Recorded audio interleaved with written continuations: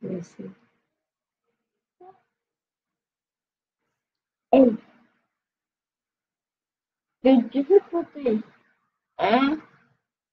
Oh,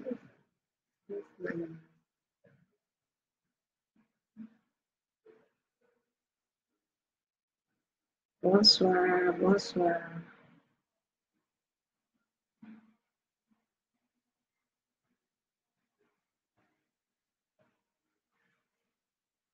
Bonsoir. Bienvenue, bienvenue.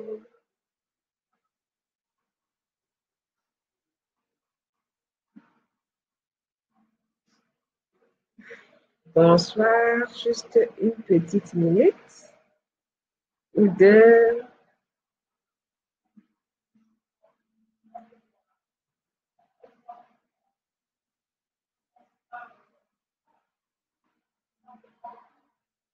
Bonsoir.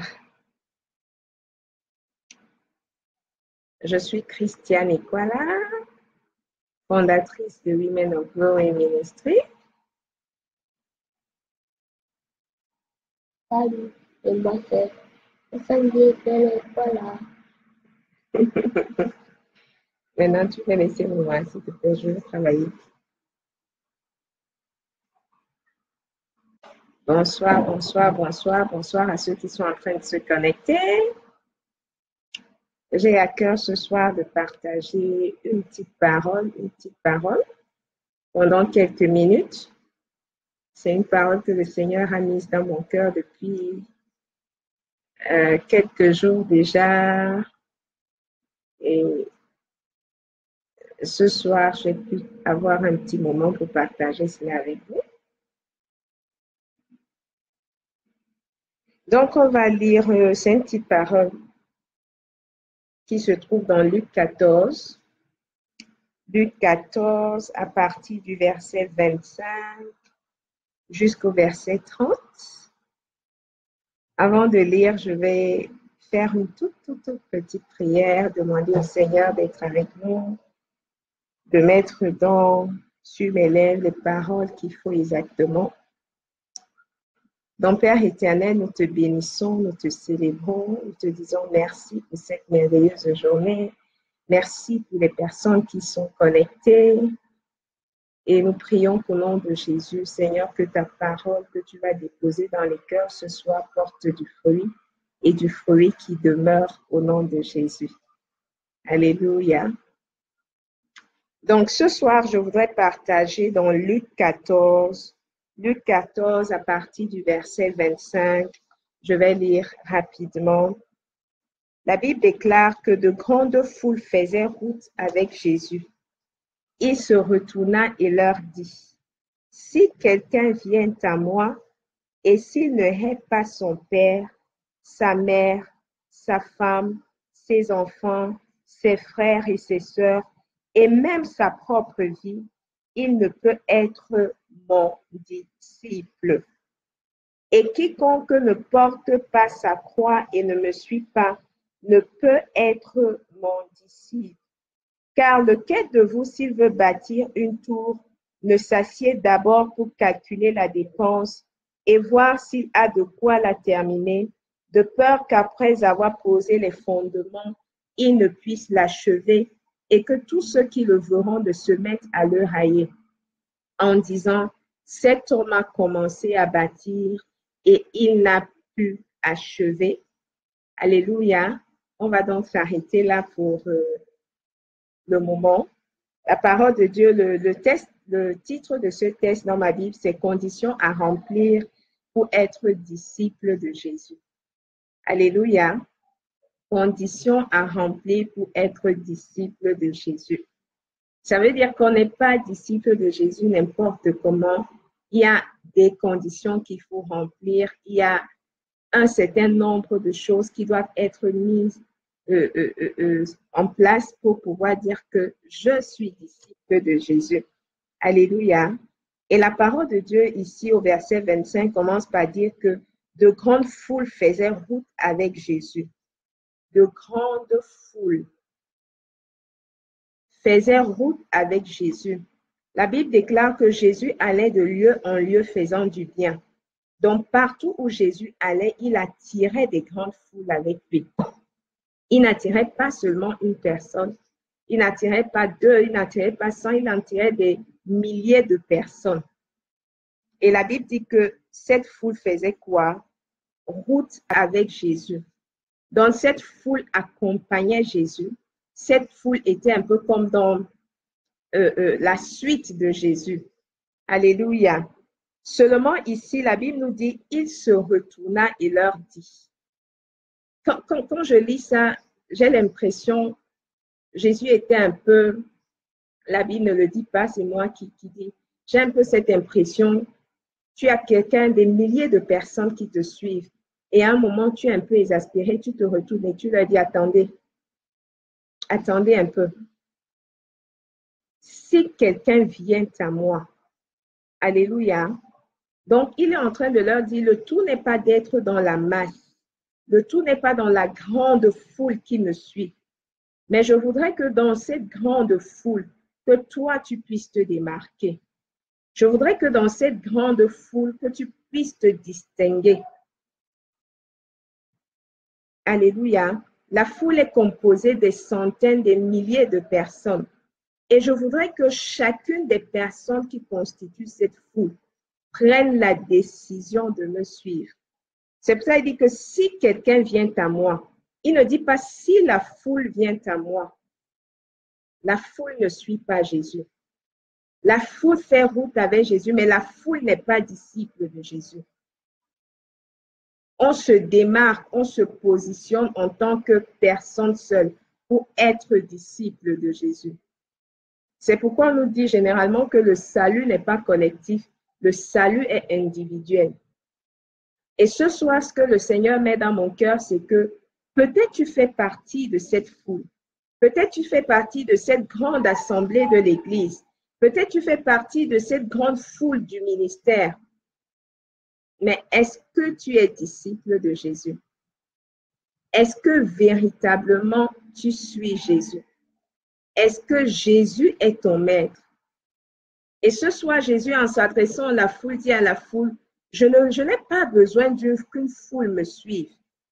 Je veux des personnes qui se positionnent comme étant mes disciples. Et si vous voulez être mes disciples, il dit, il y a des conditions à remplir. Il leur dit que être mon disciple n'est pas une chose si aisée que ça. Ça peut être tellement aisé de suivre Jésus, d'être dans la foule, de suivre le mouvement de la foule. La foule dit aujourd'hui, on va à gauche, on suit, on va rapidement à gauche. Et dans cette foule-là, on ne sait pas qui fait quoi, qui ne fait pas quoi.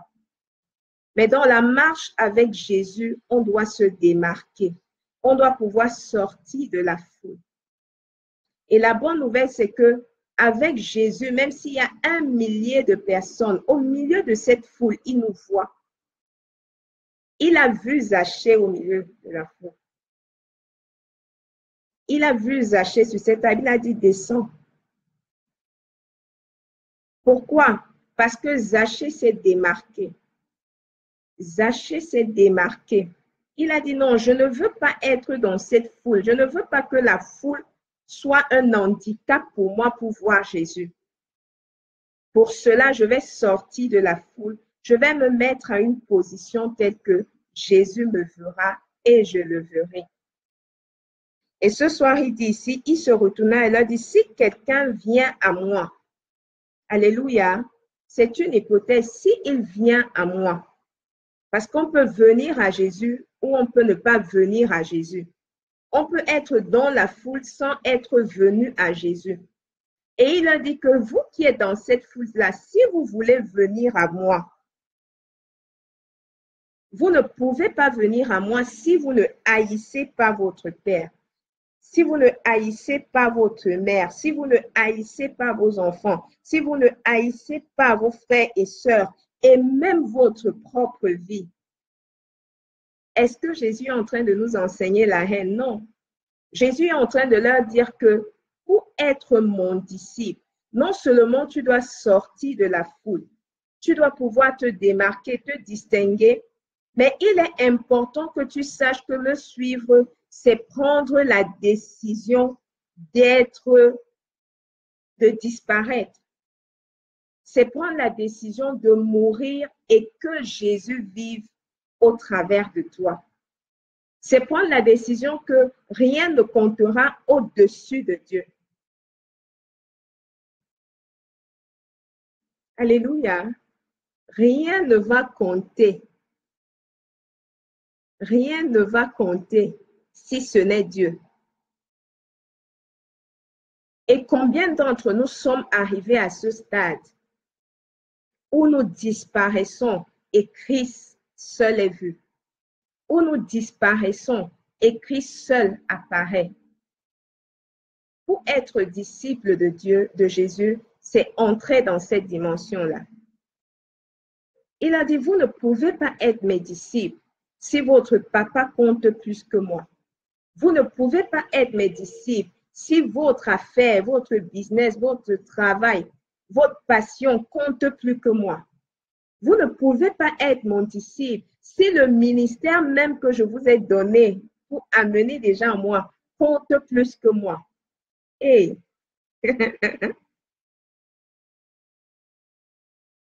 Et c'est souvent le piège dans lequel nous tombons, nous qui servons l'Éternel.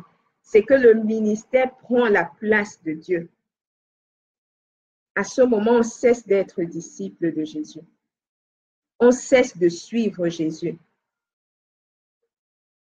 Jésus ici compare le fait de le suivre au verset 28, il dit, « Car lequel de vous, s'il veut bâtir une tour, ne s'assied d'abord pour calculer la dépense et voir s'il a de quoi la terminer. » Il compare le fait de décider de le suivre au fait de décider de s'engager, par exemple, dans un projet de construction. Quand on s'engage dans un projet de construction, on ne se retrouve pas dans un projet de construction par hasard. Alléluia. Et suivre Jésus n'est pas le fait d'un hasard. Parce que quand on demeure dans la foule, c'est par hasard. Parfois, on est dans la foule nous envahit tellement que c'est elle qui nous pousse à aller quelque part, à prendre une certaine direction. Mais les personnes qui veulent suivre Jésus ne se laissent pas emporter. Suivre Jésus, c'est prendre la décision de le suivre. Ça veut dire qu'on est conscient du fait qu'on veut suivre Jésus. On est intentionnel dans notre décision de suivre Jésus. Parce que le même que celui qui construit, celui qui bâtit, il s'assoit d'abord et il prend la décision de bâtir.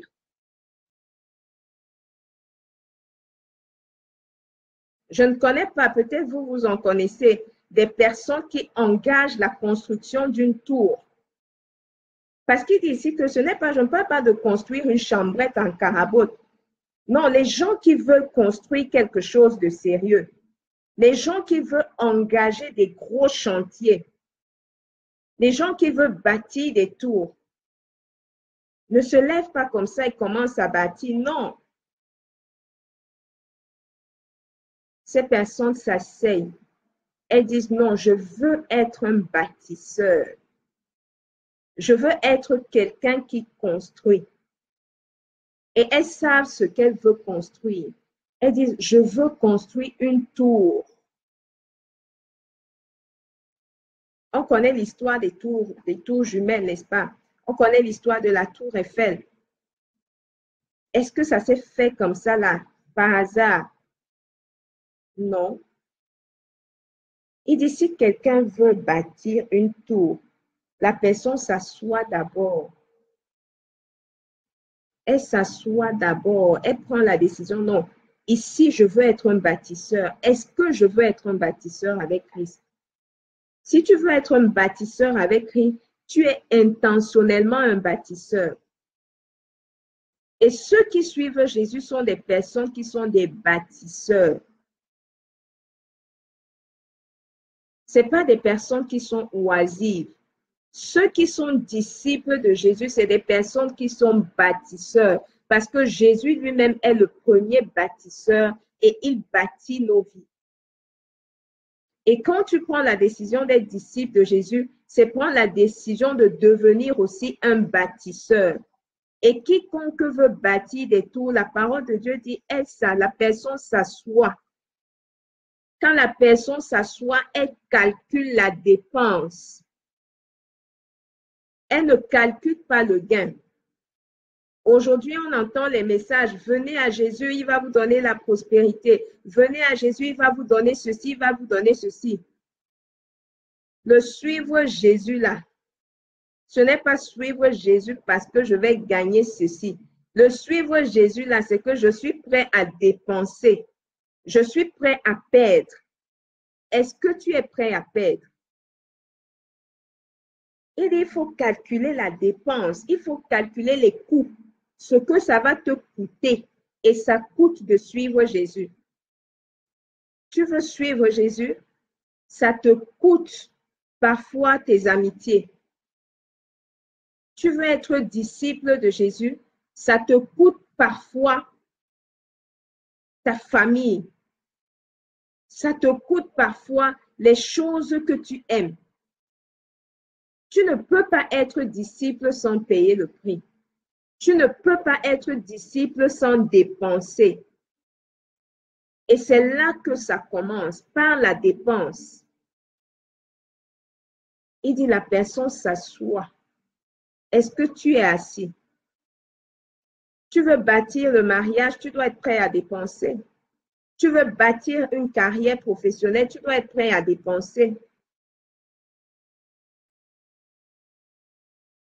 Il dit, si quelqu'un veut me suivre, si quelqu'un veut bâtir une tour, que la personne s'asseye, qu'elle calcule combien ça va lui coûter. Combien ça va lui coûter et qu'elle voit si elle a de quoi la terminer, cette tour. Parce que la parole de Dieu déclare que la fin d'une chose vaut mieux que son commencement. Le tout n'est pas de se lever aujourd'hui et dire « je veux te suivre » ou de faire partie de la foule. Non, c'est jusqu'à la gare. Est-ce qu'à la fin, tu seras toujours avec lui? Et ça dépendra de ce que tu es prêt à dépenser aujourd'hui. Est-ce que tu es prêt à perdre ton moi? Est-ce que tu es prêt à perdre ton orgueil? Est-ce que tu es prêt à perdre tout ce que tu peux imaginer? Si tu n'es pas prêt à le faire, c'est que tu n'es pas prêt à être disciple. Quand tu veux te marier, que tu veux bâtir un foyer glorieux, un foyer glorieux, c'est que tu es prêt à perdre toutes les autres filles que tu avais avant. Tu es prêt à perdre tous les autres potentiels garçons que tu pouvais avoir pour pouvoir bâtir ce mariage sans tache ni ride. Donc, il n'y a aucune construction qui se fait sans qu'on ne soit en train de dépenser. Il n'y a aucune construction qui se fait sans que cela ne nous coûte. Suivre Jésus va te coûter quelque chose. Si suivre Jésus ne t'a encore rien coûté, c'est que c'est sûr que tu fais encore partie de la foule. Mais si tu veux suivre Jésus, vraiment, vraiment suivre Jésus, tu dois t'asseoir. Cette affaire est trop sérieuse pour que tu la prennes à la légère. Suivre Jésus, c'est parler de l'éternité. Que tu le crois ou non, il y a une vie après cette vie terrestre. Et cette vie-là, ce sera une vie, ce sera dans l'éternité. Que tu sois avec Christ ou que tu ne sois pas avec Christ. Ceux qui seront avec Christ vivront dans la gloire totale, dans l'éternité. Ceux qui ne seront pas avec Christ seront aussi dans leur souffrance là-bas. Et ça ne va pas s'arrêter. Donc, quand Christ dit que si quelqu'un veut venir à moi, là, qu'il prenne cette affaire au sérieux, il n'est pas en train de blaguer. Il dit, c'est comme que celui qui veut bâtir une tour. Quand il veut bâtir une tour, il ne commence pas à bâtir, il ne se lève pas. Non, non, non. On s'assoit d'abord. Il n'entre pas dans l'activisme, tout. Non, assieds-toi d'abord. Qu'est-ce que ça va me coûter de bâtir cette tour? Suivre Jésus, c'est qu'est-ce que ça me coûte? Avoir un foyer glorieux, qu'est-ce que ça me coûte?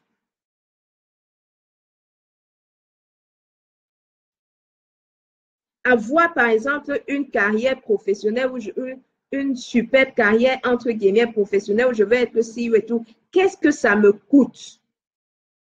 Tous ceux qui sont au sommet vous diront qu'ils ne sont pas arrivés là par hasard. Tous ceux qui sont arrivés par hasard, ils dégringolent aussi rapidement. Mais ceux qui ont pris le temps d'arriver vont vous dire que ça m'a coûté. Ça m'a coûté des nuits de sommeil. Ça m'a coûté des sorties. Ça m'a coûté des amusements. Ça m'a coûté, par exemple, des balades. Ça m'a coûté X, ça m'a coûté Y. Est-ce que nous sommes prêts à dépenser?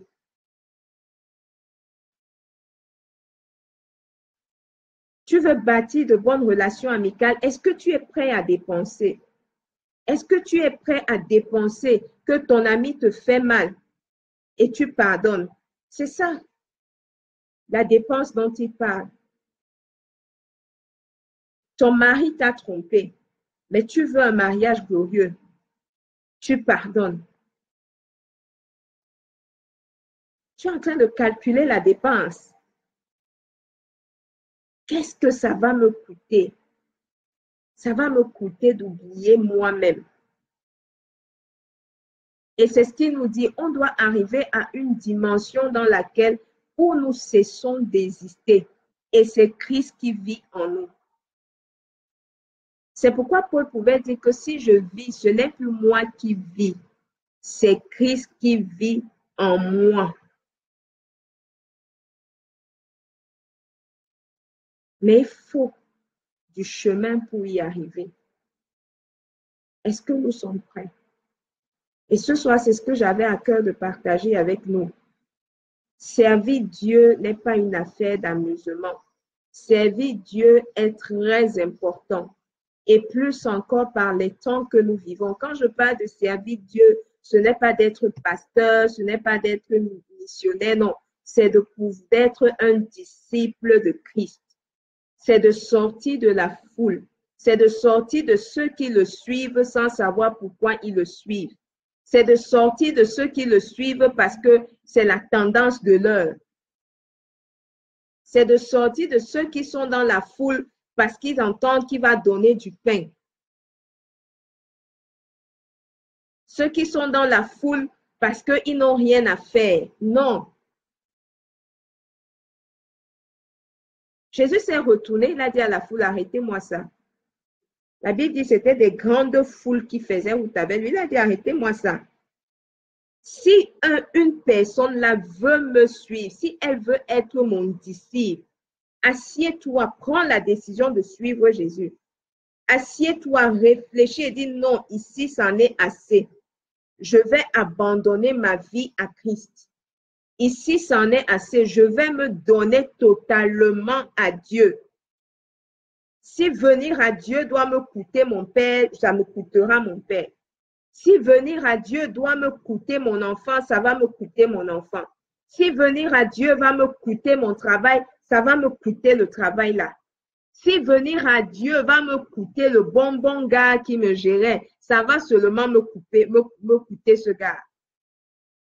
Si ça doit me coûter les chèques que le bonbon gars m'envoyait, ça va seulement me coûter ces chèques-là. Mais le tout, si là, je sais Jésus. Le tout, si je prends la décision de m'abandonner totalement à lui et de le suivre.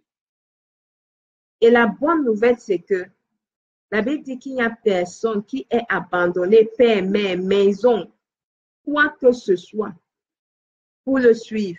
et qu'il n'ait eu ça au centuple, dans le siècle présent et dans le siècle à venir. Donc, en d'autres termes, tous ceux qui se décident de suivre Jésus, de payer le prix pour suivre Jésus, ne sont pas des perdants. Ça semble être une perte au début, mais à la fin, ce sera un gain inimaginable. C'est vrai quand tu as par exemple une relation et que tu sors avec un garçon et que cette relation ne glorifie pas Dieu et que tu dises non, maintenant je vais suivre Jésus, que tu mettes ce garçon à côté. Ça semble être une perte et tu es en train de dépenser parce que tu avais investi des sentiments là-bas, tu avais investi des émotions, tu avais investi tellement de choses et tu attendais peut-être un certain retour, peut-être tu attendais le mariage, peut-être tu attendais X et Y. Mais Jésus te dit que non, laisse ça. Je me rappelle, Christ m'avait dit que c'est du vin mêlé. C'est quoi? Du vin mêlé. Ça paraît d'un beau rouge, mais il n'y a rien dedans. Viens à moi. Aujourd'hui, tu perds, mais tu ne perdras pas toujours. En réalité, tu n'es pas en train de perdre. Et c'est ça, si la graine ne tombe en terre et ne meurt, elle ne peut pas porter du fruit. Elle ne va pas porter. Donc, c'est un processus normal que de pouvoir, entre guillemets, perdre. Parce que quiconque veut construire, il dépense d'abord. Il ne gagne pas, il dépense d'abord. Demandez aux gens qui ont construit des immeubles, qui ont construit des tours. Allez entendre l'argent qui est sorti. Ça sort d'abord. La dépense se fait d'abord. Tu paies d'abord, entre guillemets. Après, quand les locataires commencent à venir, vous-même, vous savez comment les maisons ici à Douala, ça se passe, non? Quand l'argent commence à rentrer, on n'arrête plus quelqu'un. On n'arrête plus quelqu'un. Suivre Jésus, c'est une décision capitale que tu dois prendre et tu dois la prendre aujourd'hui. Tu ne dois pas attendre demain, tu dois la prendre aujourd'hui. Quand je parle de suivre Jésus, je parle d'aller au-delà de je suis né de nouveau. Je parle de s'engager totalement âme, corps et esprit pour Christ. Être vendu pour Christ. C'est de ça dont je parle. Parce que c'est de ça dont Jésus parle. Il dit que la personne doit être prête à perdre père, mère, femme, enfant, frères et sœurs, et même sa propre vie. Donc ta vie n'a plus de valeur. Si sans Christ, et sans Christ, elle n'a pas de valeur. Mais Christ dans ta vie donne tout le sens à ta vie. Alléluia. Pour toi qui écouteras cette vidéo peut-être plus tard et qui veut donner ta vie à Jésus, je t'invite, tu iras tout simplement dans ta chambre et tu vas parler à ton père. Tu vas dire, me voici, papa. Je veux te suivre. Pour toi qui connais déjà Jésus, mais qui continue de marcher en dents de scie, tu montes, tu descends, tu montes, tu t'arrêtes, tu descends 4 marches, tu reprends 2 marches, tu redescends 6 marches. Assieds-toi. Il a dit, assieds-toi. Et évalue ta propre vie. Évalue ce que tu veux faire. Où veux-tu aller avec Christ? Quiconque veut aller loin avec Christ, il doit être prêt à dépenser. Et on dit que celui qui veut aller loin ménage sa monture, n'est-ce pas? Tu dois être prêt à dépenser. La dépense peut être de pardonner cette personne-là qui t'a fait très mal. Mais tu dois être prêt à perdre ça.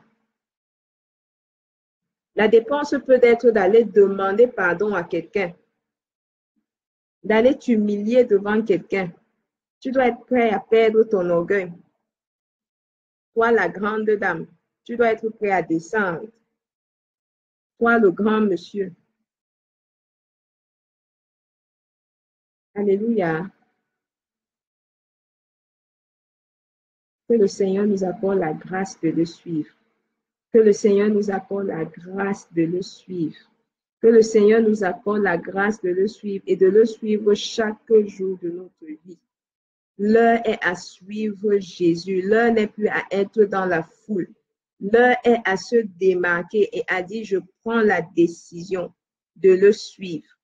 Je prends la ferme décision de le suivre. Qu'il pleuve, qu'il neige, qu'il vente, qu'il fasse soleil, je vais suivre Jésus. Vendu pour Christ. 100% pour Christ, 200% pour Christ, 300% pour Christ. Alléluia.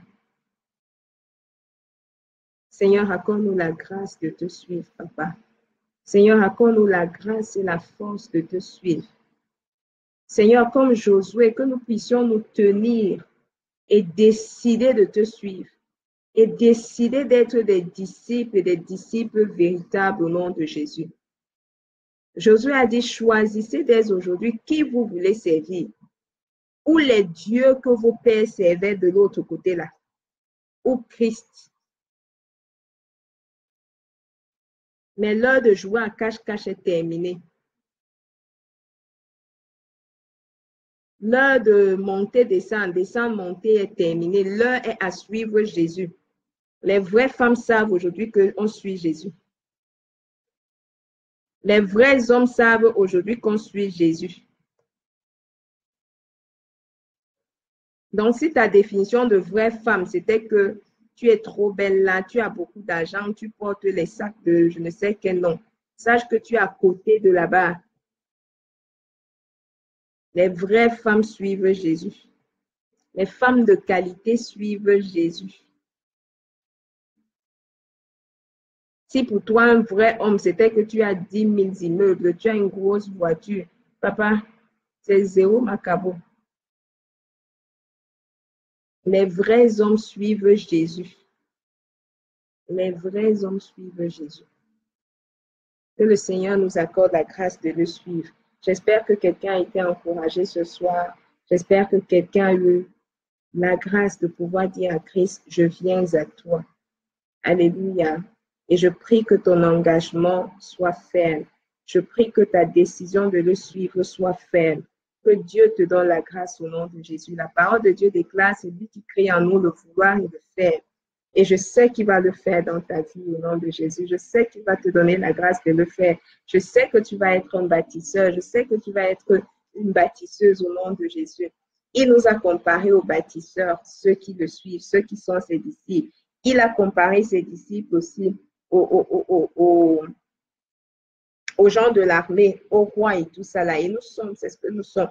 Nous sommes des rois, nous sommes des soldats pour Christ. Nous sommes des bâtisseurs pour Christ.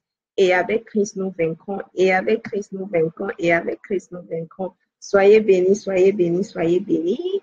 Je ne sais pas qui était connecté. Je n'ai pas vu les noms apparaître. Que le Seigneur vous bénisse abondamment. Qu'il vous bénisse abondamment. Qu'il vous bénisse abondamment. Je vous aime, je vous aime. Et Jésus revient bientôt. Soyons prêts, soyons prêts, soyons prêts. Shalom, shalom. Bye bye.